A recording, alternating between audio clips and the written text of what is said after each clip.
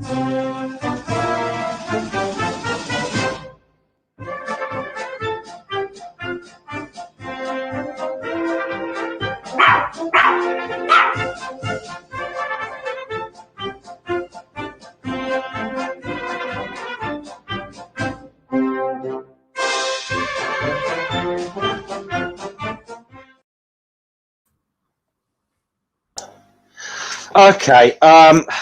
belated welcome to everyone today. Wouldn't you know it, I'd have internet issues. Literally like two or 3 minutes before I was due to go live with this. So we are starting a bit late, so it might be a little bit of a shorter one than normal. So still going to try and aim to finish in time so that One Ring can start his stream on time. So welcome to everyone to Asterix and the Chieftain's Shield. I'll just get this. I'm just going to get the Kindle thing up on screen so that we can dive into this. So first of all, Hissy, how are you doing today? I'm all right. Not too bad, you know. Looking forward to going through this. Yeah. I think we're going to have a lot to say. There's a lot of history in there. I think there's some things more positive than others, but we'll get to that. Although I think I'm going to jump in and I'm going to say, folks, as usual with these comics, there's a lot of problematic imagery in them, and this one's difficult to avoid. We have discussed it pre-stream, and we said we will try and keep it off screen as much as possible. But it's kind of difficult to avoid on this one. So just for the whole stream, and we will let you know when it's coming up, just trigger warnings for, I'm going to call it for racism and for poor depictions of people of colour. I'll say, I mean, I'm gonna say this about it. As you know, we did discuss this in quite some detail in the Asterix the Gladiator stream. It was about the first 10 minutes of it we spent doing that. Although I think myself and Hissy are starting to come to the opinion that this is getting harder and harder to defend, actually. And I don't even think defend's the right word, but even contextualizing it of being of its time, it's getting harder to do that. This book was written in 1967. This is the height of civil rights movements across the world, and of course 68 in France there'd be mass protests, and it is getting a little it's getting harder to justify. It's getting harder to contextualize as just being of its time, because it's no longer of its time. It's now even looking at it 1967, you know, for those of us who weren't there, we are probably within a generation of people who were there. And it's, you know, it's getting to be within, you know, really close now, and it almost feels reactionary at this point. So we will do what we can to avoid it. We have never defended it. We have never justified it. All we've ever tried to do is contextualize it and explain it. It's now beyond explanation, and it's beyond contextualization. We're at the point where we can no longer say this is a result of where it's from or anything else. We're at the point where we have to say, listen, this is an issue. This is, you know, that there's no longer an excuse for this within the context of it happening. And thank you, by the way, thank you, Flaffen. Thank you, Flaffen. We're doing okay. So right, I'll get the comic up on screen on our screen. As always, when this is coming up, I'll give the trigger warnings, and and you know, and we'll only you know, we'll try and go through it as quickly as we can, because we just, you know, some of it just for plot points we need to kind of perhaps explain what's going on. I have to say, touch wood, not going to have any more internet issues. If I do happen to conk out what again, and it's that sort of stuff is on screen, I'm going to be shutting the Kindle thing down immediately. So I'm just letting people know there and then. So other than that, other than those issues, Hissy, what do you make of this book? I mean, I think the plot is very interesting. There's a lot of history in it. There's a little bit of kind of, I got confused first reading it because the main plot seems to take place from the context of the people talking at 10 or 15 years after the prologue. But it could only be 3 years within the actual the way it's described. So it's a little bit difficult to square that. But if you just take it as a story and not as a historical document, because it's not a, you know, I'm not learning about Caesar or about the Gaulish rebellions against Rome from an Asterix book. No, at least not solely. I mean, I'd say what I'd say about these books in that respect is, they could be good to actually get you interested in the history of that period, but obviously, don't take. I mean, I don't think anyone's going to take this as actual history.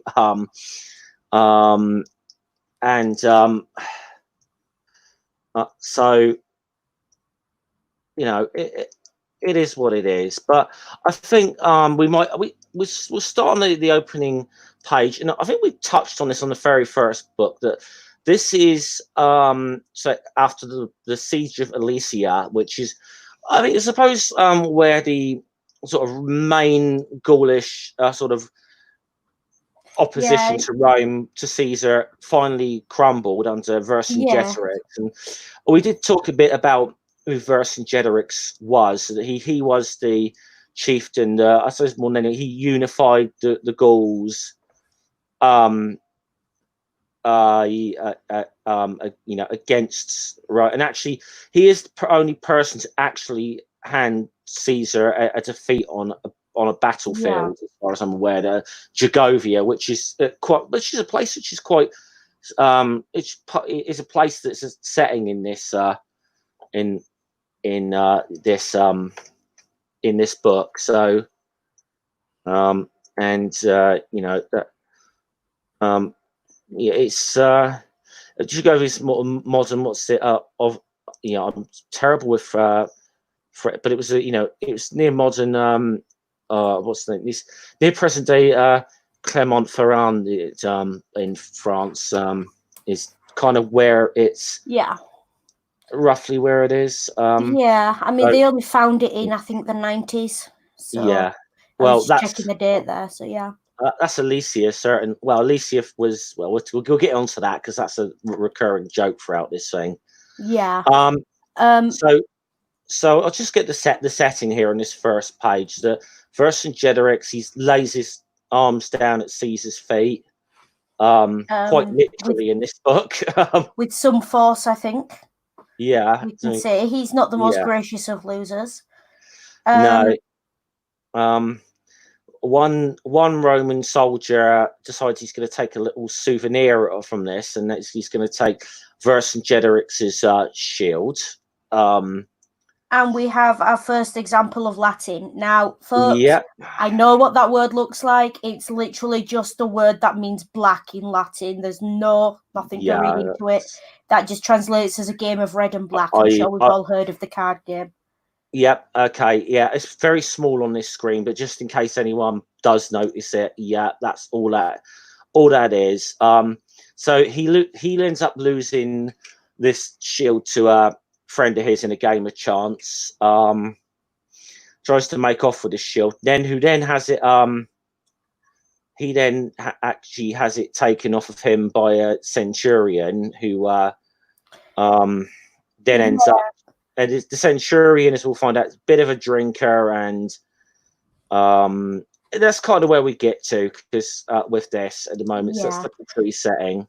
Bit of a Latin grammar joke going on there at the start as well. I'm not going to explain it because it's very in-depth, but if you read through it, you know, the references to the present tense and the imperative are in there, so enjoy if you're a Latin enthusiast.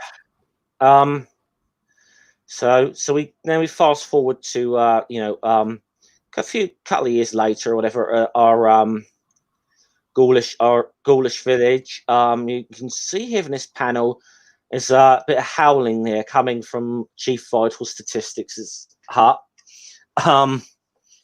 and you see he's lying in bed, and he's getting a bit of a ticking off from his wife. Impedimenta, her name is. I love her as a character. Yeah, she's a great character. I've the first time we've really seen her as a character in this a bit. She should play a big role in this, but she really kind of does. And Vitalstatistix is he's not too well, and said and it sort of hurts him so when they poke him in the stomach. It says, and it turns out he's got some liver trouble. There is one panel where he's drawn as quite jaundiced. Yeah. He's one or two panels. So too much fine wine and good living, I think, or fine ale and good living. He's been overindulging a bit, as the chief here, and it's starting to catch up with him a bit. And he's being kind of told to, look, he's been told by Getafix and by his wife that he needs to start taking better care of himself, and so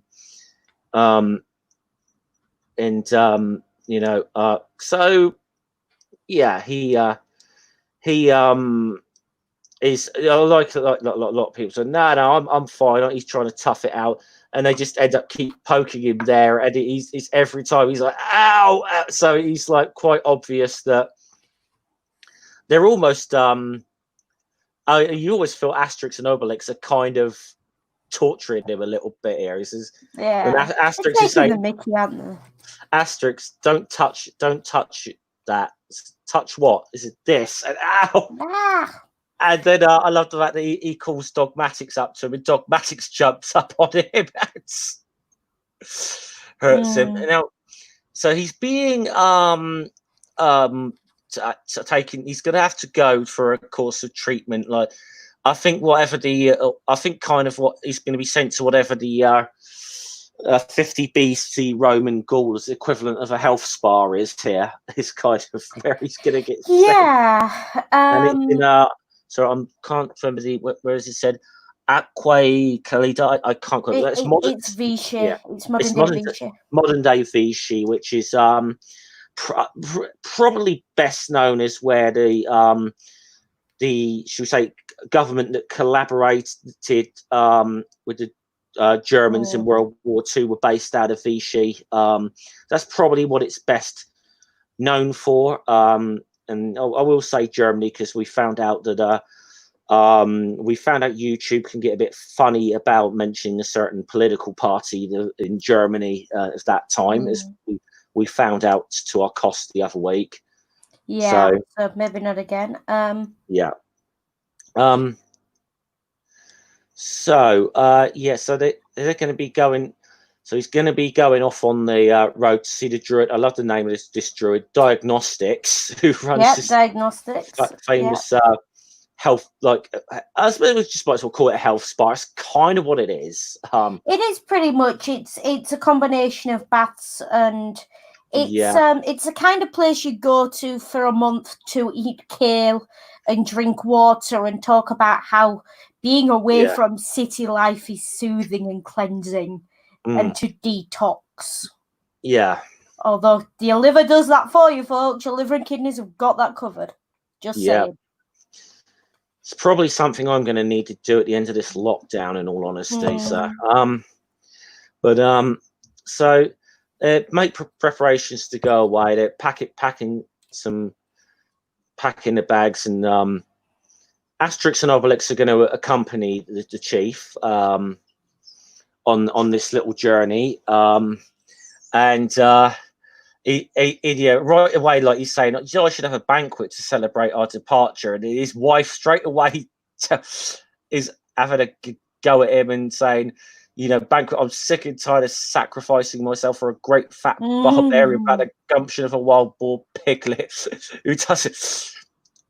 Oh, she's a ranter and a raver, isn't she? She's had enough.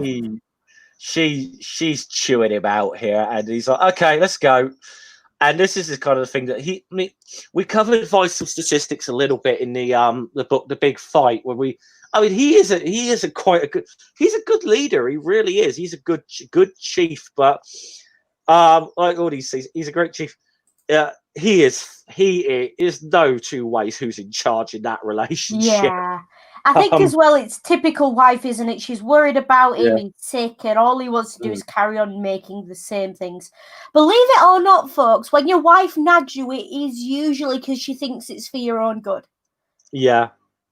It really is, believe it or not. You might not like it, but she is trying to be the voice of reason. Okay,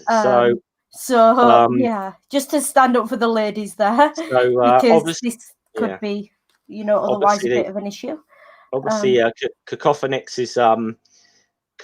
is like usual, being told that he is not going to be singing them a song of farewell, so that the fully automatics gives him another slapping.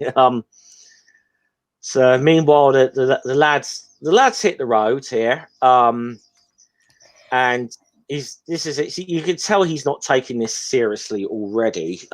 He's got a list of all like the best inns and the best foods on the way. So he's everywhere he stops en route. He's going to be overindulging here, and Asterix telling you are supposed to be going on a diet here, but it's kind of the whole.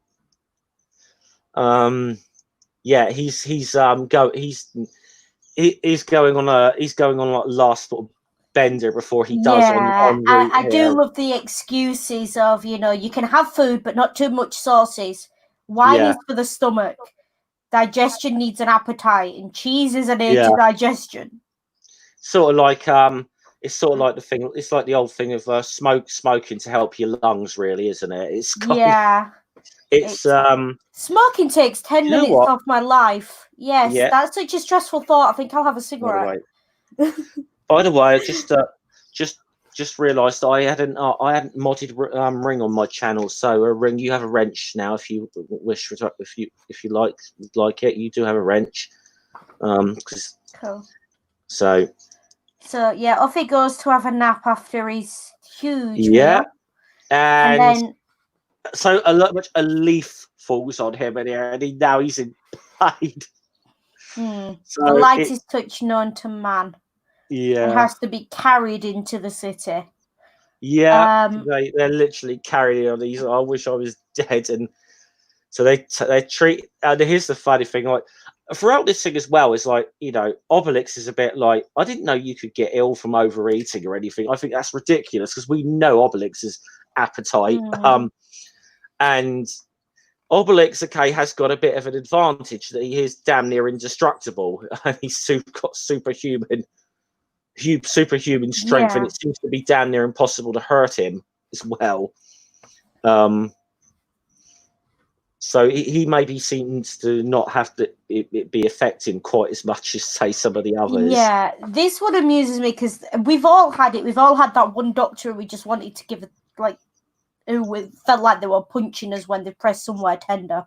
Yeah. And to see Obelix just not responding to it just amuses me so much.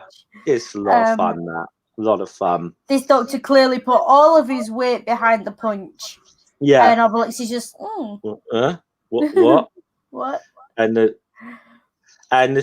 chief is in a bad way here. He's really fainting now. And so he's starting his treatment. He's getting all the whole modern sophisticated shower system, which means they're throwing buckets of cold water over, or maybe warm water possibly, but that's kind of what they're doing it right now. And strict diet. He's on a strict diet of boiled vegetables. And the problem then comes is now you've got to feel a bit sorry for everyone here who's in the same situation as Vitalstatistix, because they're all there trying to lose weight, get in shape, and Asterix and Obelix are scoffing down wild boar and drinking beer and indulging right in front of them all, and the others are starting to just get wound up with it. And you can understand that, can't you? It's like, the whole you're trying to lose weight, you're trying to get in shape and live more healthy, and you got people around you who are just binging on, and it's just reminding you of all the things you enjoy and you miss. You can see he's a bit wound up by all this. And then, they to go the point where you get one of the patients trying to steal the bone Dogmatix is eating, which is just cute. Yeah, but I found there was a little comment earlier that I found quite funny when you say Obelix is saying about, I might say Dogmatix on a diet, he's getting a little fat, which is ridiculous because you see how tiny Dogmatix is. Obelix decides to jump into the pool and empties the water. He can't just step into the pool like a normal person. No, he has to smash his head against the bottom. Yeah, and you can see everyone else now is just getting frustrated with Asterix and Obelix being around. Yeah, they are absolutely getting frustrated with him now because they seem to be a thorn in the side of the people who are trying to get in shape and get healthy. And I suppose Asterix and Obelix are kind of getting in the way of that a little bit. They're starting to annoy people a bit here. So I know we're kind of going for this a little faster than we normally do, but I am, because we started late. I'm still trying to get finished on time for Ring, so we don't put Ring out today. So off we go. I do like this comment about pooling your resources. This one amused me. What are you doing? Pooling your resources. Now, so they is right. So, and even I think even at this point, even Vitalstatistix has said, you guys are starting to annoy me a bit now. So it's kind of suggests them go out, do a bit of sightseeing around the area, have yourselves a holiday, but just take a trip to Jagovia. So I've seen Avara, Immortal Victory, and then we get the first joke here. Asterix asks about Alicia, and you see Vitalstatistix explodes at them. What do you mean, Alicia? See, I don't even know. Yeah. This joke's kind of a double-edged joke with history. Yeah. So, first of all, Alicia is the scene of the famous defeat of Vercingetorix. Yeah. Which any Gaul who fought there, which we've established, I think that Vitalstatistix is supposed to have done so, would be sensitive about. Yeah. Cough, Vietnam syndrome cough. But actually, they didn't know where Alicia was. It wasn't rediscovered until the 90s. Yeah, I think they had a rough idea. I mean, and there's actually a quite if you people want to Google this, the Vercingetorix monument, which was put up near the site in the 1860s. But there was still debate over where the site was, and right up until, like I said, it wasn't until the early 90s it was actually settled once and for all. And they kind of worked. It was kind of where they thought it was, I suppose, but nobody really knew for definite. I suppose it's a bit like in the 1800s when they discovered Troy. What was supposed to have been Troy. Don't get me started on that. That could be a whole different. that could be a whole different stream. But let's just say, on the basis of them calling that area Troy, I can prove that Edinburgh Castle is Hogwarts. Yeah. So let's moving swiftly on from there. So off we go. They're heading off to have a nice holiday. Okay. Right now, I want to give people the first trigger warning coming up now. I think it's on the next couple of pages. We did warn people at the beginning of the stream about this. But they're about to run into this guy called Noxious Vapor, Special Envoy of Julius Caesar. Okay, so everybody's had the trigger warning. And as usual, he does have Numidian people carrying his. And we see how they've been. We see once again how they've been drawn. Anyway, I'm gonna just get off that bit, but I think those particular panels are too. I don't think there was anything on those panels that were particularly to the plot, but no, just introducing each other. I mean, I do find it. I mean, this is trouble. See, I try to get off of this because it's a couple of pages of it. I'm afraid I'm just trying to put them in where an image up where they're less prevalent. If you want to skip to the next page and go straight to halfway down, you should be fairly clear. Yeah, well, well, basically, let's put it this way: they've no, not quite. They're on almost every part of this, but so okay. I'm just gonna skip it actually because I just long. Typical. They meet the Romans, they smack the Romans around, and off they go. I will say though, these Numidian people, I'm going to call them people, even though they're clearly not drawn to represent any actual humans. Are shown to be quite amused at the beating they give this character. So they are given a tiny little bit of agency. It still doesn't justify it. No, and I kind of also find it weird that they're drawing them as calling them Numidians in a way because where Numidia was more North Africa, so I don't know, but I just it's problematic on a lot of levels. So just if you're reading through this, I do think that that's the only bit in this comic that I'm aware of where they're that obvious. There's another couple of pages, a few pages where they're there again. Again, it's they're like I said, we're going to try and skip past those things as much as possible, but sometimes, unfortunately, we can't avoid them. And there will be times in other books where we can't avoid them, but you edit but you can see what we were saying about this is getting harder and harder to justify and contextualize this a bit. We're no longer talking about this being drawn in the late 50s. We're talking late 60s now, and it's getting on for it. Yeah, it's getting a bit too much now, even for me. I mean, I try to be as tolerant of this as I can be, but it's getting too much. But anyway, and they meet this guy. What's it? Wines and Pyrex.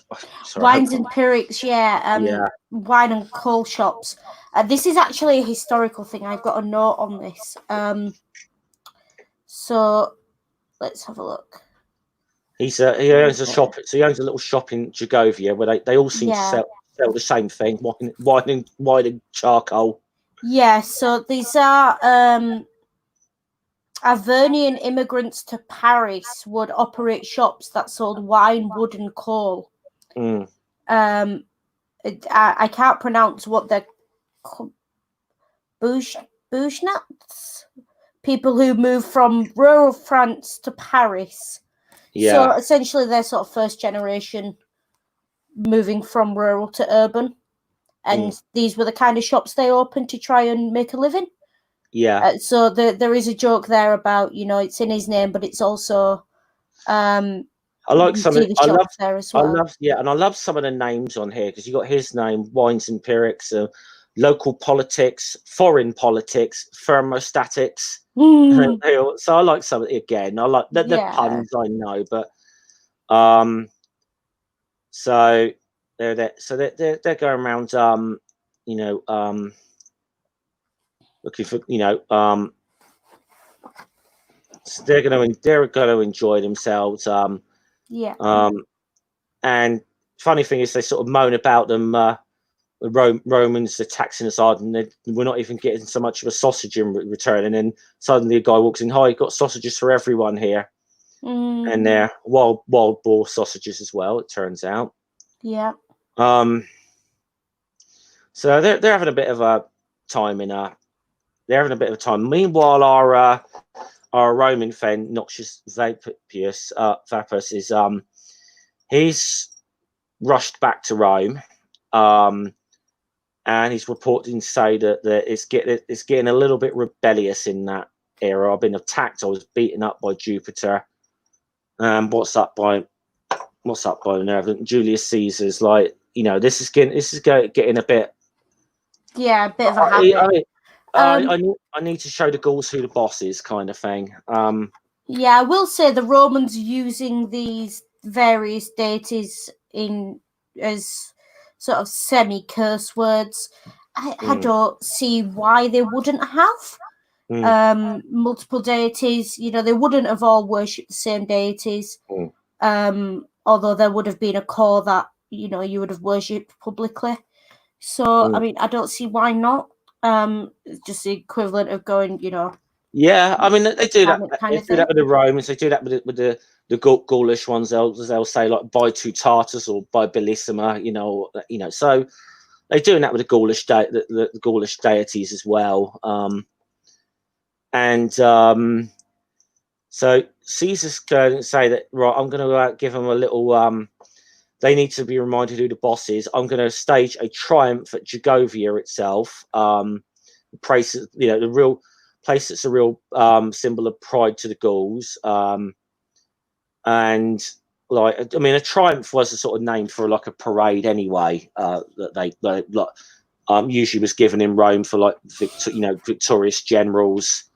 And they're gonna and he said, we'll do is, I said, we're gonna make it special. He says, I'm gonna be carried in on the Chieftain's shield of Vercingetorix, So basically Caesar saying, I'm making a political statement here. Yeah. Yeah. This joke at the bottom amuses me, these last few panels. So this one, first of all, again, it's Helvetian I can't pronounce that one. Helvetian water clock that goes cuckoo. So it's a cuckoo clock. Yeah. Swiss clock. Warm beer from Britain. Yeah. Yeah. Chilled beer from Belgium. Yeah. Egyptian souvenirs. From Egypt. So you got things like that, and then he said no chieftain shield. Helvetians for the Swiss, by the way. So just in case anyone's wondering. Swiss clock, yeah. I will say I do like the artwork here. If you have a look, a present from Britain on the altar. It's quite clearly seaside tat. Yes. Yeah. Everyone has got one of those at some point. It's just one of those things. And that's a joke that clearly someone who knows about British holiday and souvenir culture has gone for. I love the fact it said, so you get down to the bottom here, and they realise that there's no shield here, and it must still be in Gaul. And he says, I love the fact that we don't seem to have any little mementos of your Gallic wars. No commentary. Caesar wrote his own biography of those wars. That's what that's about. His own commentary on them. So the idea that he's not going to say anything about it is just it's that level of humor going on there. And then so he's at Caesar's being so Caesar tells him in no uncertain terms, you'll go to Gaul, you'll find this shield, you'll retrieve it, and says, and don't even try to deceive me with a fake one, says, because I basically don't even try. And we do begin to see the arrogance of Caesar a little bit here, which is fairly historically accurate. To deceive me is to deceive the gods, and the anger of the gods would be terrible. He did eventually sort of start to move towards being deified in his own lifetime. That's a ring with point says here. Rule 1 of Julius Caesar. Julius Caesar. Pretty much, yeah. Yep. Definitely. So, yeah. So we're going. So they're having a little walk around the countryside there, doing some sightseeing. Seeing some of the little towns. And again, Asterix asks about Alicia. And again, the guy snaps at him like, "Why bring Alicia into it?" So he said, "We don't even know where it is." So there. And actually does explain in the book that this is a attitude which has persisted down the centuries to the result that the Gaul's defeat by Caesar is still unknown, which it kind of still was at the time this was written. So they know where Jagovia is, but yeah.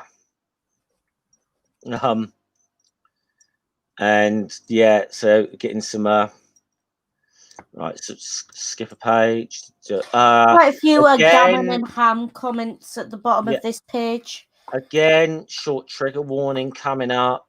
They're out, so they're out hunting some boar. They run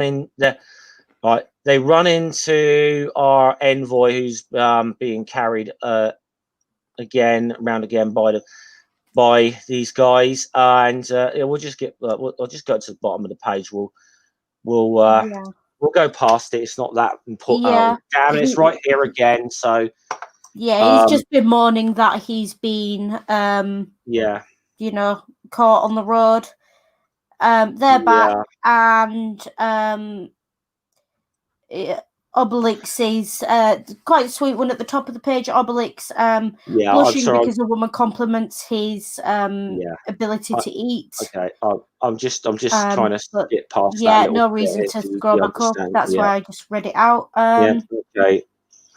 And then once we're back down to the bottom middle of the page, am I the only one who feels like Noxious Vapors looks vaguely familiar in a modern context? Yeah. Just when we get a good look at him. I'm not going to say more than that because I don't want the stream stopping, but he does look vaguely familiar. Yeah. So, yeah.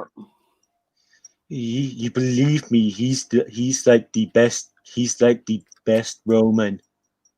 He's the best Roman.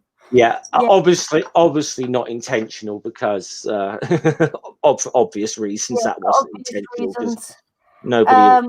But I think it says a lot that image is the image of the little the brat of a local leader. I think.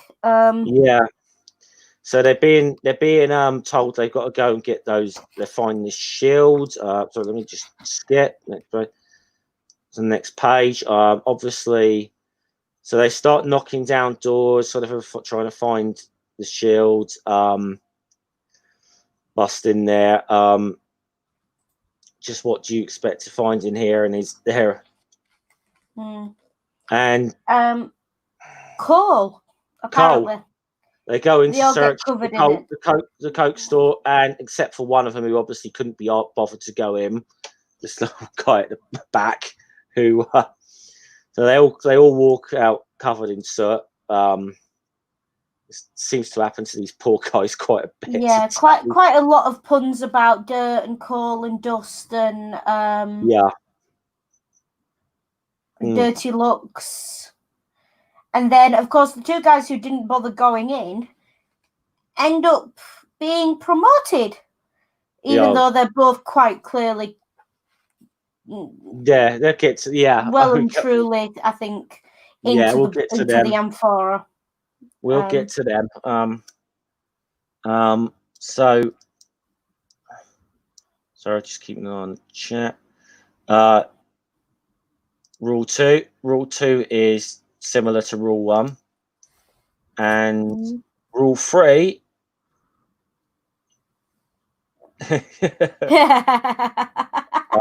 I'm liking it, Ring. I am liking it. You're on fire today, Ring. Ring's always on fire when it comes to Julius Caesar jokes. Yeah. Sharp as a point, that one.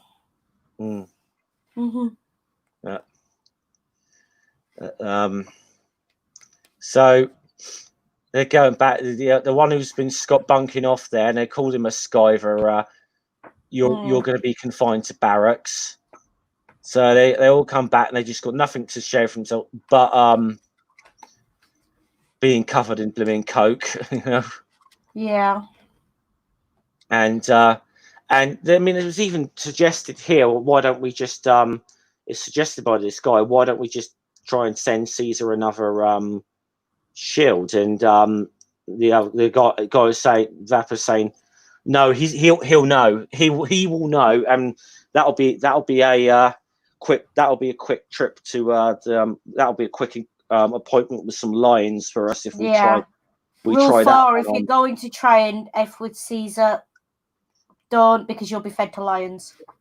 Yes, that seems to be So yeah, they know he's definitely you're not going to be a con Caesar. Yeah, this plan they've got doesn't really work, because why would you send the worst skiver in the Legion out as a spy? Yeah, They're I don't quite get it. clearly not expecting him to come back.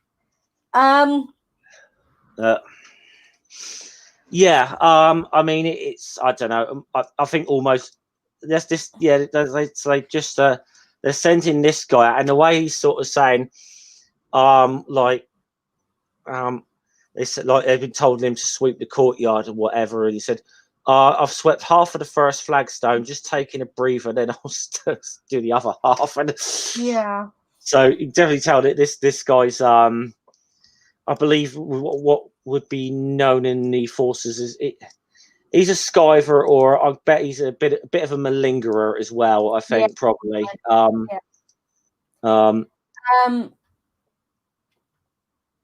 So that he's being given a job to do.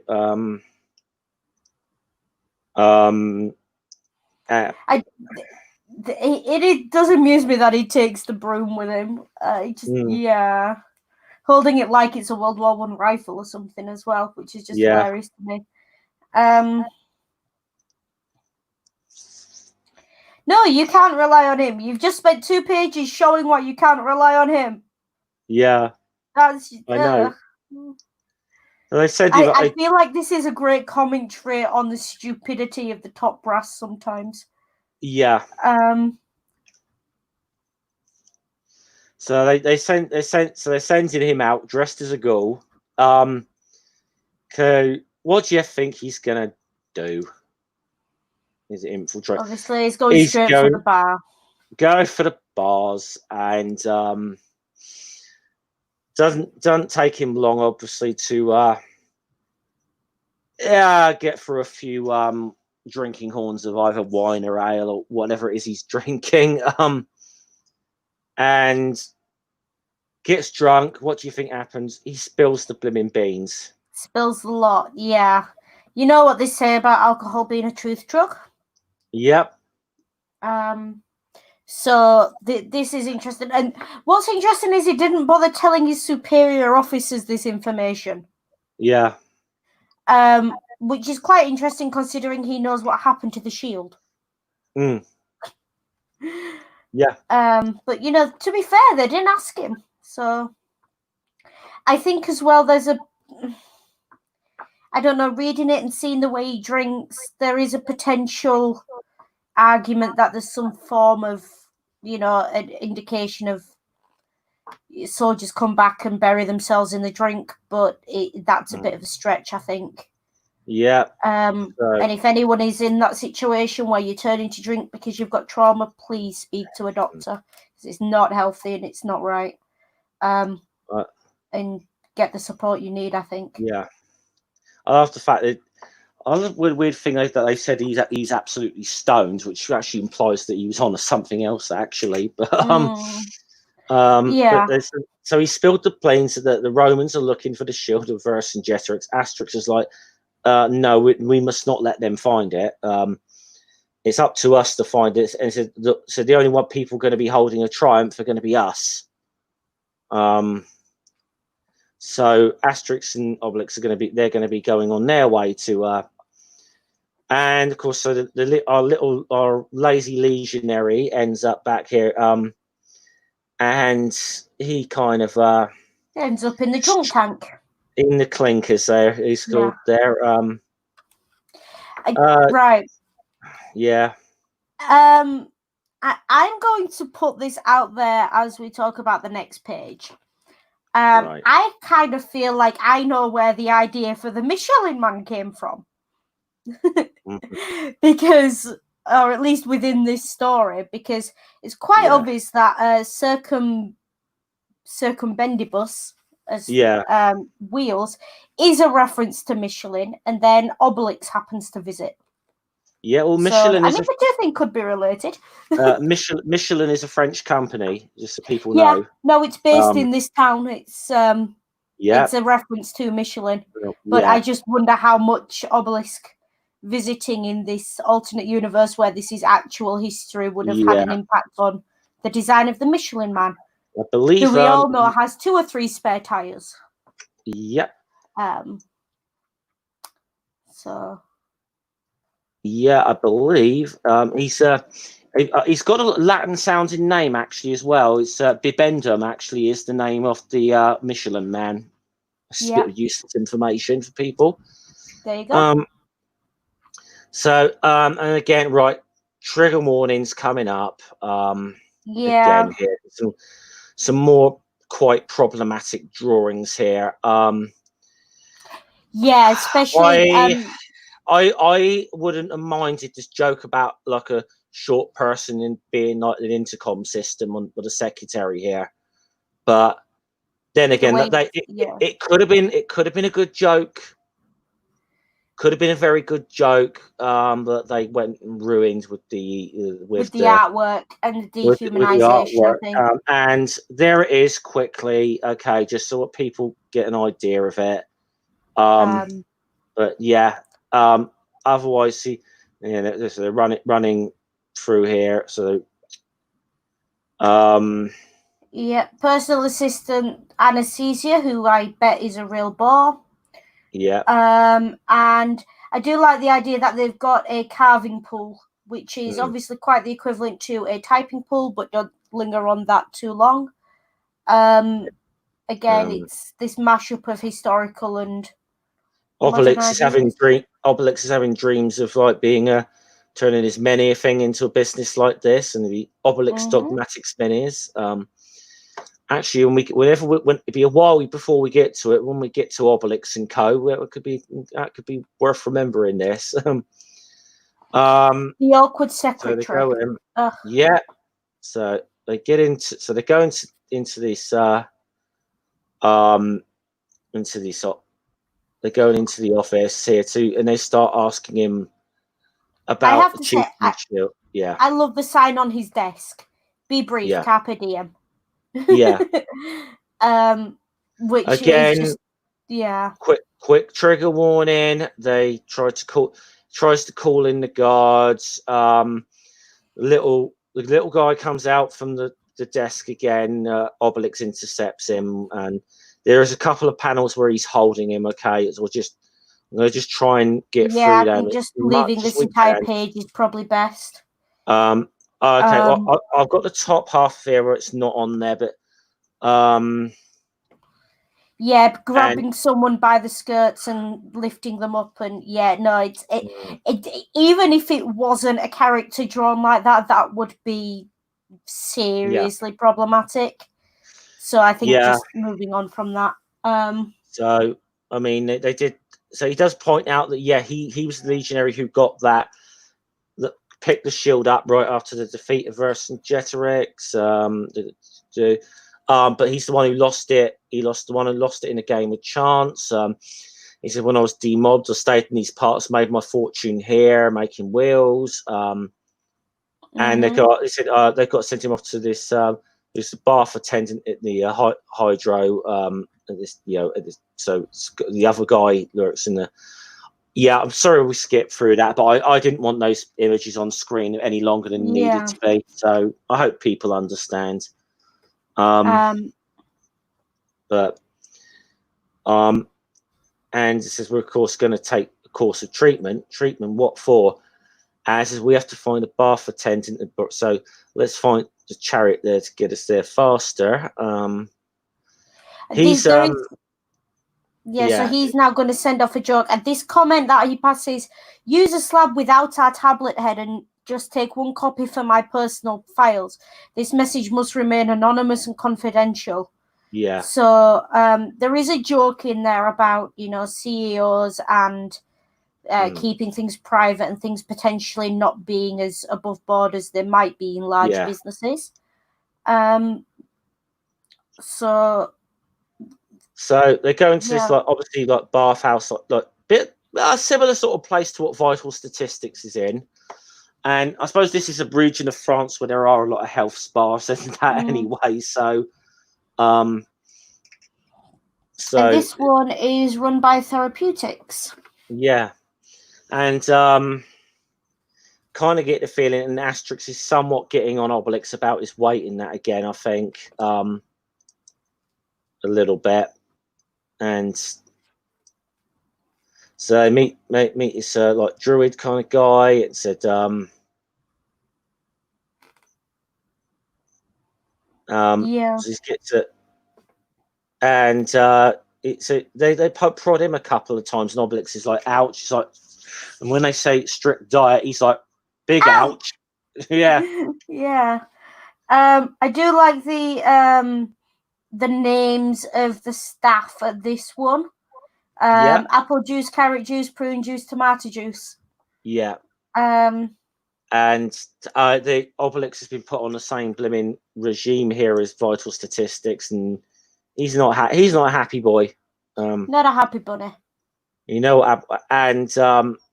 Asterix, he's so he's putting him through all this, I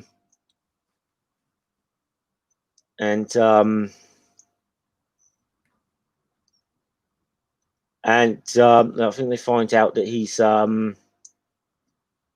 was here for years. He saved up and opened his own restaurant. It's not far off. You can find it. It says it's called the Boring Wine. And you can look, Obelix gives him Obelix is fuming with him now, and he's off. I find it hilarious when these two sulk at one another. I really do. This comment about Asterix really goes off on Obelix at this one. Tells him all he ever thinks about is his stomach, bread and circuses, which is of course a reference to the comment that was potentially passed of, keep people occupied, bread and circuses, all the rest of it. And I do like this one, Asterix, the Gaul in this street, a fine specimen, I must say. And Obelix, he started preaching sermons now. And the poor dog looking between them, passing them. Dogmatics, isn't it? I love this. Dogmatics, tell your master that in my opinion, he's an obstinate pig. Dogmatics, tell that little squirt I'm not interested in his opinion. And then poor Dogmatics is confused, and then a second later they're hugging and they're friends again. They're hugging. And this is what happens a lot of the time. Every time they start having a sulking with one another, they always soon hug and make up. And Dogmatics at the bottom, I love that. It's just like you can almost sort of say you can almost see him thinking these ghouls are crazy. You can kind of see him thinking that, can't you? Why have I lost? There it is. Let's go to the next page. So they find this guy, and group of Romans kind of come in here to arresting them in the name of the Tribune, in the name of Julius Caesar. They said, and I love this. So what a pity! It was such a nice restaurant. They said, well, after we've had the starters, and we'll just and it's this couple covered up here, expecting a nice little go for a nice meal or whatever, and they're turning people away, and it's like, they're just what's happening to these poor Romans. They're going to take a kicking. They're taking a hiding. The restaurant is in a bit of a state when they're finished. Of course, they're still not going anywhere without their wild boar and without the information here. And so it turns out he did win it, but actually, he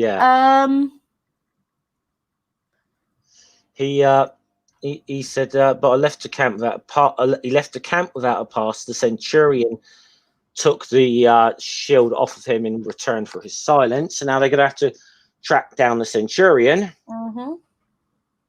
So I do like this comment at the bottom. 12 says 30 for the boars. The restaurant's on me. Just promise you'll never come back. Yeah. Finally, someone acknowledging that they are destructive. Yeah. Later that night, so they go back to as they're kind of going back to their friend there at Wines and Pyrrhix's place. And there's a Price and these Romans have gone crazy searching for everyone, and the guys disappeared. So Asterix says, "Well, we'll find him. Finding him is going to be the thing." So they decide they're going to spend the night hidden just to make sure the Romans don't find him in the coal. So you know what's going to happen to Asterix and Obelix here. They come out covered in coal. Poor Dogmatic's getting a bath here. This is, if anyone's ever tried to bathe a dog, it's not as easy as that. And yes, they do yelp and whine that much sometimes. I'll tell you what though, what I found with dogs, they might not necessarily like the bath part of it. They don't mind the old towel being dried off with a towel. Though. My old one, certainly, he used to love it. Az loves it, and then but the minute you take the towel off him, he goes poof with the fur. Yeah. And then he'll go outside and we'll send him outside. He'll shake himself off. He always waits to shake himself off until you're just in range. Yeah. The dog knows. The dog knows. Can't get the wash as well by the time he's finished. So I love it. They get it out, and then they're getting this. Then they got to get in this cart and hide in the charcoal. And Dogmatic starts growling. He says, "Well, I wasn't to know, was I?" He's like, "He's gonna have to go in the bath again at some point." Dogmatics. He's really getting it this in this book.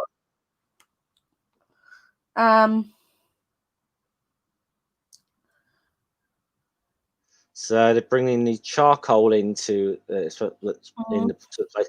Now they found the old centurion here, who's a bit of a well, it said they traced it with weakness for the M4. His weakness for the amphora has stood in the way of your promotion, meaning with weakness to the bottle. So the centurion's a bit of a drunk. This is the guy that this, as it turns out, is the guy who took the shield off the legionary. So where are we? Oh, did I accidentally skip a page? No, you're all right. Okay. So they now find out that the person with the shield all along is the wine merchant they met when they arrived. Yeah, because it turns out it turns out that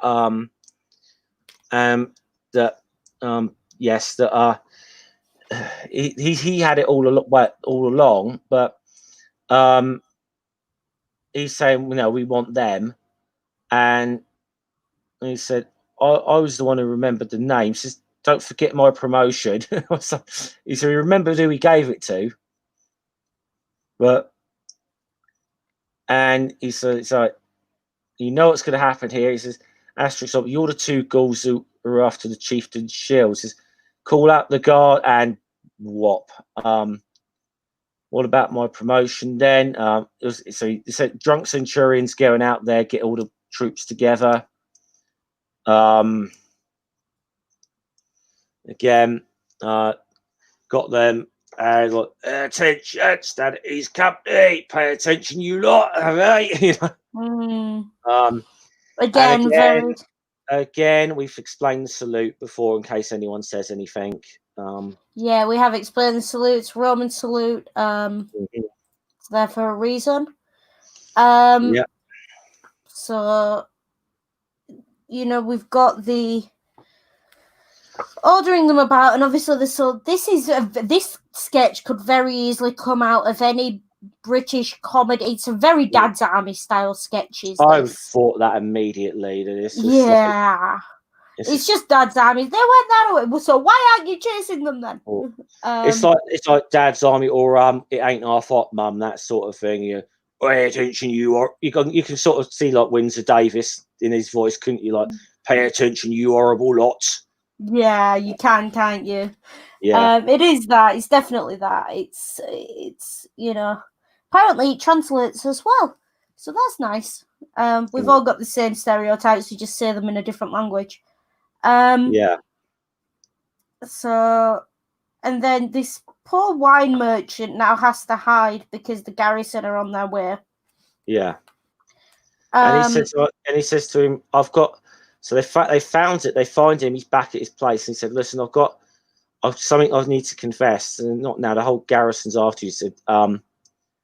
He said, "Not in the charcoal. They always go down there."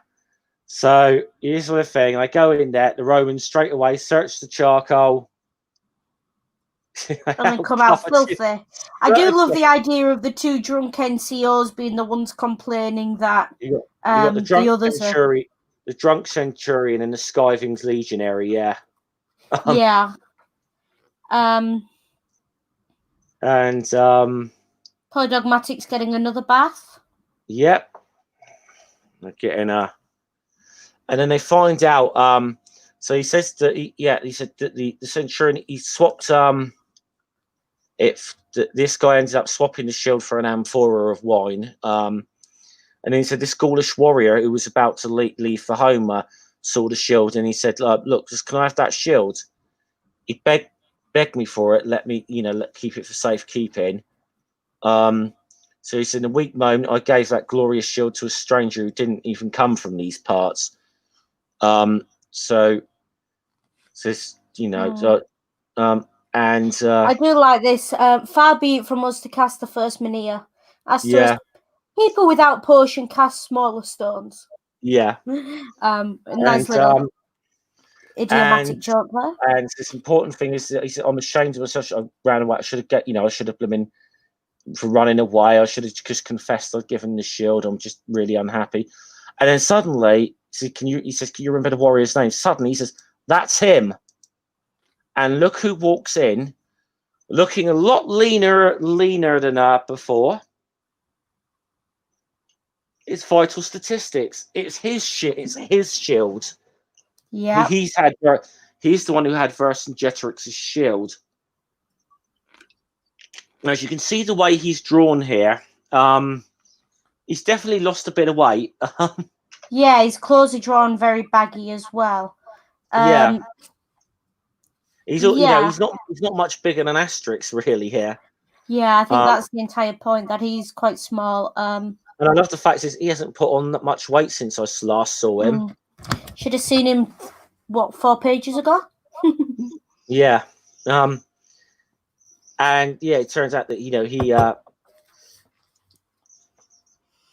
that they sort of remembered each other. He says, "He's still got the shield, Chief." Of course, he said, "This is my shield." I said, I never move without it." He said, he takes it everywhere, and he's usually carried on it, isn't he? Let's face it. Romans are looking for Everest. Well, that explains why there's so many Romans about. It says,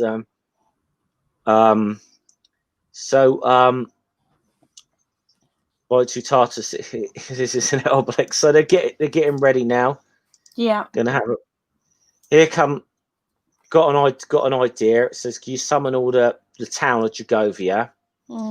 Meanwhile, after several fruitless searches, here come the filthy Romans covered in soot again. Romans, we're here waiting for you. There's one of them. They're getting ready to charge. And then you see the masks, this person this stranger on the horseback who tells them, "Just a moment. Who might you be to stop noxious vapor sent here especially by Julius Caesar?" And next thing says, "The man who sent you, I've come incognito to see how things are going." He's Julius Caesar. He says, He said we were about to attack Jagovia, and says, "Oh no, big repeated. Don't always, don't always present. Once was quite enough." Yeah, once was enough. Thank you. That was the reference. That's the reference to the fact, as we said, to Jagovia is the only battle Julius Caesar actually lost. It was a siege that he attacked. He tried to lay siege and attack Jagovia, and actually, funny enough, you can Alicia is a similar thing with Vercingetorix, tried luring him into a trap with a siege, but kind of backfired on him. But no, and you can kind of tell from the artwork of Jagovia from the outside. If you're looking, it's all walled and fenced. Yeah, so quite obvious that's what that's a reference to. And fair enough. So I do like this. Caesar's watching all these soldiers; they're all filthy, and then the two drunks come along, and because they're clean, they immediately get a promotion. Yeah, but here's the thing. As I said, look, and they get all the people of Jagovia out.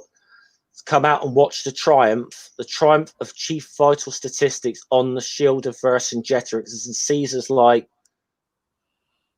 and I think Caesar, like I said, this is just once where he's like, deciding discretion's the better part of valor. I'm not going to, but he said, I'm going to try and keep this hush hush. So he said, I'm sending you and your garrison, all your men to a garrison in Numidia. So he's going to send them as far away as possible. And he said, at last, 2 clean soldiers, who are the 2 drunks. He said, Centurion, I'll promote you to, officer commanding this garrison of Jagovia. Legionary, I'll promote you to Centurion.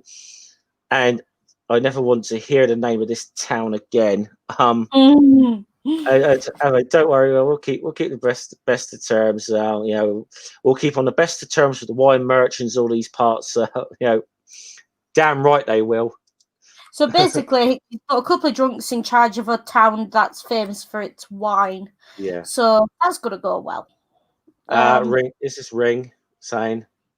Yeah. Mm-hmm. And by the way, is this what's coming up? Is this what's coming up later? Amiga's putting a lot of stuff in the chat. He's kind of doing the Dave today. He's very good at that. Yeah, Amiga's doing a Dave today. Doing very well, thank you. He's very good. He's very good. So I definitely suggest if he's a fan of your channel regularly, you could do worse than to wrench him because he's very good. So the friends that they all leave back home for their journey home. Now you see this one panel here. I'm just going to zoom this one quickly up to 400. Look at Vitalstatistix here. See, he's lost all that weight, whatever. Seen, he's quite, after a few stops on a few inns on the way back, he's undone it all. Yeah, he's straight back to where he was. Yeah, much easier to put it on than get it off, I think. And he said, and we get there to our usual thing. We have the big banquet at the end, but a little bit different. So the person missing is not the person you think it is. Yeah, once again, everyone ends at the banquet. Everyone is there. Everyone knows someone is missing. Who can it be? Well, it's Cacophonix. Well, who can it be? And I'm just going to zoom in this last panel. I think this is hilarious. Who exactly? Pedobender, I have to sit at the head of the table. I have to go. I'm all cured, my love. And you're not going to hit me over the head with that shield, are you? You can just almost hear the resounding clang the moment those words left his mouth. Oh, yeah, fantastic. Which just goes to show he should listen to his wife. Right. Well, so that was okay. I mean, we've gone through that one quite a bit fast. I know we were skipping through a lot of it for several reasons, but I think we've even finished this soon enough. Thought we were going to be honest with you. So overall, what did you make of that particular one? I think it's an interesting story. It's definitely got quite a lot of history in it, which we know I enjoy. I I did like the Michelin joke. I think that's the standout for me, the Michelin man joke. Just because it's one of those, if you don't know about it, it's going to go straight past you, but it's still funny anyway. And it's one of those. A lot of these stories, because they're aimed at kids, are very farcical, and this one really feels that way to me. It's very farcical. In the end, they didn't actually have to leave anywhere. 80% of the story is kind of it's very much a Indiana Jones is not needed for his own plot kind of thing going on. But in a way, but it's fun, and that's what we want out of these things. It really is fun. Yes, Jenny is. By the way, I'm going to say actually, I've seen a few different people in the chat today as well, and I missed some of you. Santi's been in there. Godless Granny, I didn't see you come into the chat. I apologise for not seeing you there. No, Ilya was in here earlier. Seraphim was in for a little while, but she didn't. I don't know if she's still here or not. But I think she's spotted a squirrel. Yeah, we have. I mean, obviously, apart from the issues we talked about at the beginning and what we tried to skip through a bit, because I'm trying not to have that stuff on screen on these streams any more than is needs be. Do it briefly. It's where it's a panel where there's a point that's going to be made, and that will happen in some time to time. I do think it's one of those where we have to acknowledge it. We have to, and I will consistently. This is not good. I will sit here and I will say that, but that doesn't mean these books are completely without merit. As with anything, they're not completely without merit. Exactly. And it's interesting to see the parallels between almost the wish fulfillment of the French, and you've got to realize this is post Second World War. They've suffered, a long time under occupation, and this wish fulfillment of that one village who sort of fought to the last and stayed free and all the rest of it is very. You've got to have some sympathy for that, I think. Which I think a lot of it is where the origin of this kind of story came from. I am quite interested in the development of Julius Caesar in these books, because he's not just a 2D antagonist. He seems to be developing a character there. So I'm just going to ask. I'm going to send you in for you to start reading. I'm going to send you in. Where would you start reading from? The very first book, Asterix the Gaul. Without a doubt. And we have done. We're on book number, I believe, book number 11 now. This is we've been doing. So we've done 11 of these. Plus, obviously, I did the Albert Uderzo tribute stream, which Hissy joined in. And although it's kind of troubling now, knowing that I did a tribute to that guy and knowing he's the guy who drew a lot of those caricatures because he was the illustrator, probably a little bit of a sign that when I did that I was looking back on this through rose-tinted glasses a little bit, and you forget how troublesome some of these things were. You do, and I think a lot of it is that as a kid you don't necessarily understand them either. If you've not given that education and you've not been exposed to it in that way, which and then you remember it differently because you didn't have that education when you first saw it. So that is potentially there as well. It is one of those things where we kind of have to. I can sit here and say it was wrong. Again, as I said, I'm not going to sit here and no one is suggesting we cancel Asterix and Obelix. No. It's a completely different kettle of fish, not least because this was, it was drawn problematically, but there are some very useful lessons in it, and it is one of those things where there's enough nuance there you really can use it as a poor example and get an educational balance from it, I think. Yeah. That's me off my soapbox for that one. Yeah. Okay.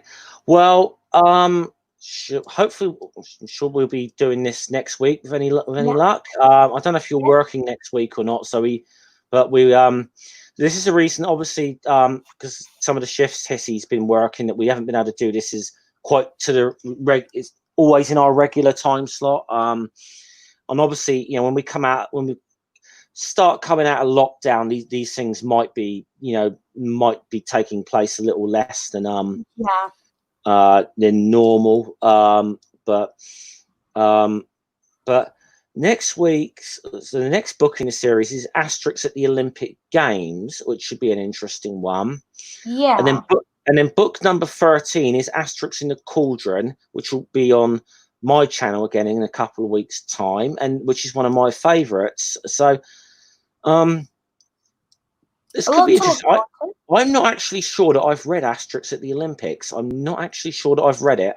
I'll probably start reading it sometime next week and realise that I have, which I've done a few times with these.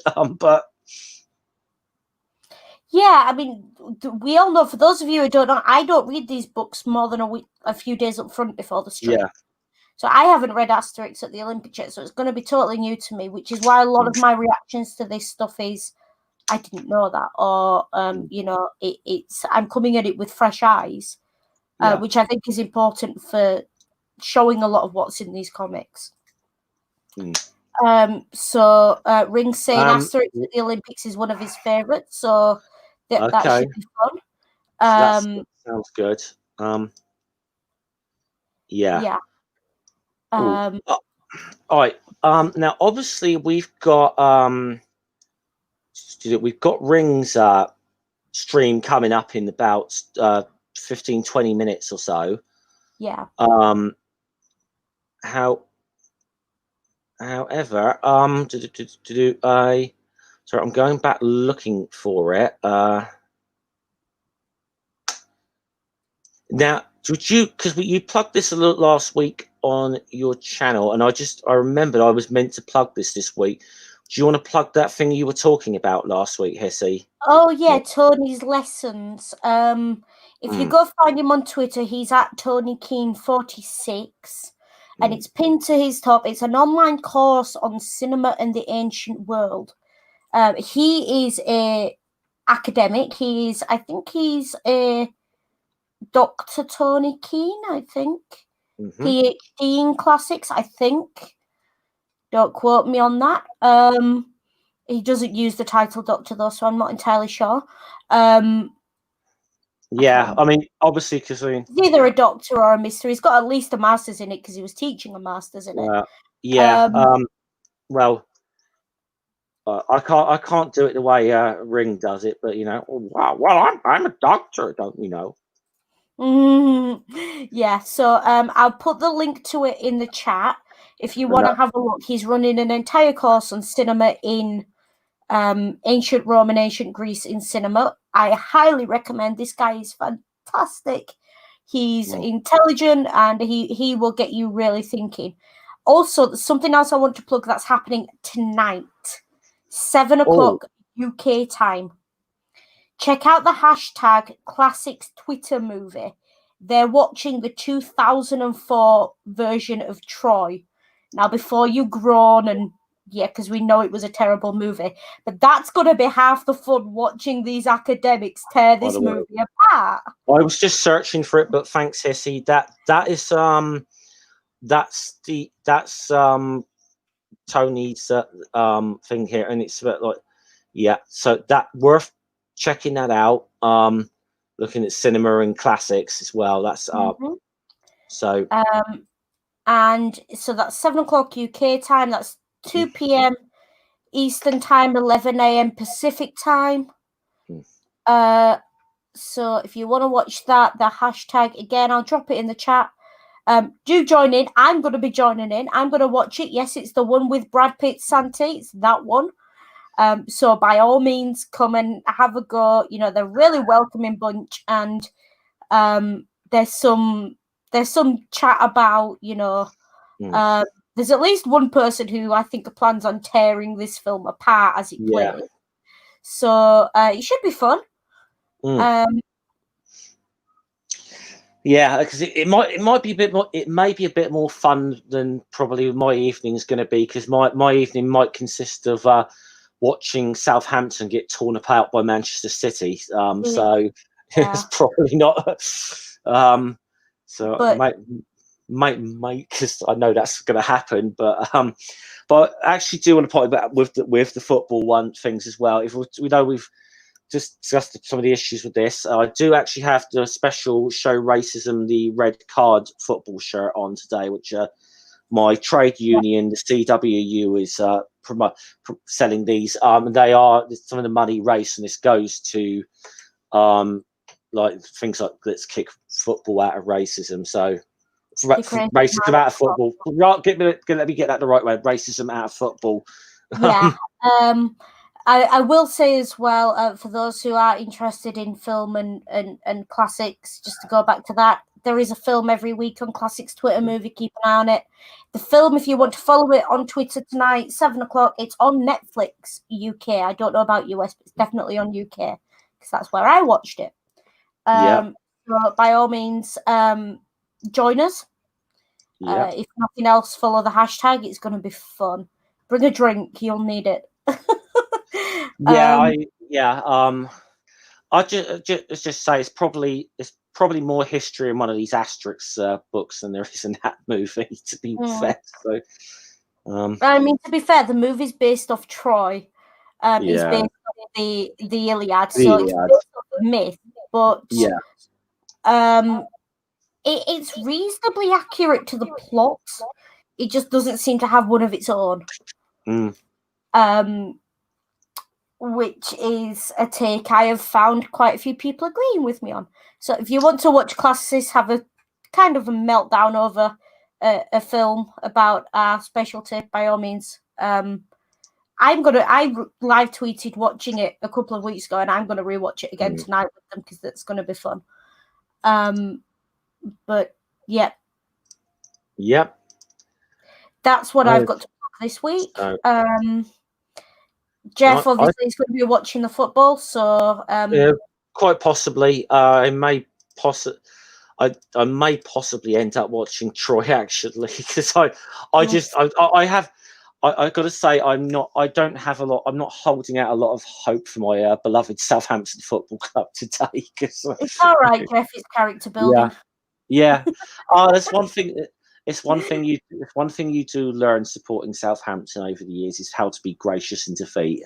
Yeah, it's definitely character building. I say the same thing to my dad. He's supposedly United. Character building. Yep. Yeah.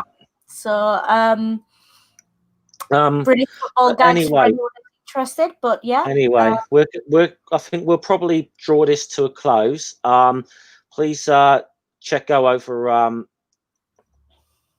over and check out go over and check out Media Musings in a minute. Do you know what his topic is today? I'm trying to remember. He's doing D&D as a form of media, which should be interesting, because there's been a little bit of chat about it on Twitter recently. I'm not going to be on that one, I don't think, unless he needs a slot filling, but I'm going to be listening with interest, I think. I don't know, don't know if that's something I really ought to jump in on, because I don't think I've ever played D&D in my life. So I know a few people in the community have offered to remedy that situation for me at some point. So so when you head on over to Ring, I think somebody hide Nerdy from the chat. No, I'm joking. Don't do that, please. I am joking. Don't hide Nerdy. It's Googling Southampton football victories. It's kind of like Googling French military victories. Ouch. Ouch. Ouch. That's it. Which, come on, you know it's not historically accurate as well. I know it's not historically accurate, but it's still funny to see that reaction. Yeah. Okay. But yeah, I think that's a nice point to end it on, bringing it back round to the French and then cutting off there, I think. So we'll give you 15 minutes and you can head on over to... And my apologies to my colleague to my apologies to the nation of France on behalf of my colleague there. But anyway, we shall see you guys later. Okay, salute. Take care. Be good. If you can't be good, be careful. All right.